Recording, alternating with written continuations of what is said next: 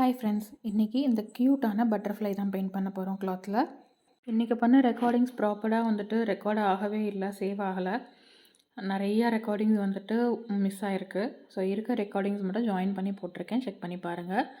நார்மலாக ஆஸ்யூஷுவலாக அந்த கிளாத்தில் அவுட்லைன் போட்டுட்டு ஒயிட்டை 2 லேயர் கொடுத்து எடுத்தாச்சு.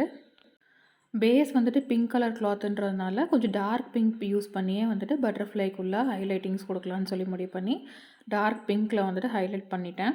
ஃப்ளவருக்கு ஆரஞ்சு கலரும் சென்டரில் எல்லோ கலரும் வர மாதிரி ஃப்ளவர் கொடுத்துட்டு அவுட்லைன் ஃபுல்லாக பிளாக்கில் யூஸ் பண்ணி கொடுத்தாச்சு.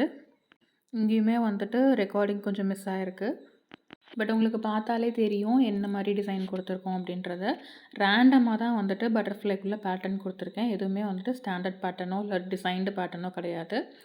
ஜஸ்ட் ரேண்டமாக தான் பேட்டர்ன்ஸ் கொடுத்துருக்கேன் பட்டர்ஃப்ளைக்குள்ளே. அண்ட் இந்த பிளாக் ஃபுல்லாக ட்ரை ஆனதுக்கப்புறம் ஒயிட் யூஸ் பண்ணி அங்கங்கே ஹைலைட் கொடுத்துக்கிறேன். அண்ட் பட்டர்ஃப்ளையில் டாட்ஸ் இருந்தால் ரொம்ப அழகாக இருக்கும். அதுவும் பிளாக் பட்டர்ஃப்ளையில் ஒயிட் டாட்ஸ் இருந்தால் ரொம்பவே அழகாக இருக்கும்.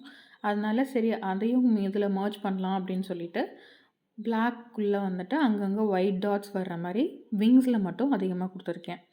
அவ்வளோதான். இதை நல்லா ட்ரை பண்ணி 24 ஹவர்ஸ் ட்ரை பண்ணி எடுத்துக்கலாம்.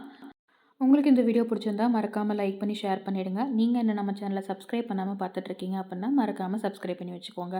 பாய்.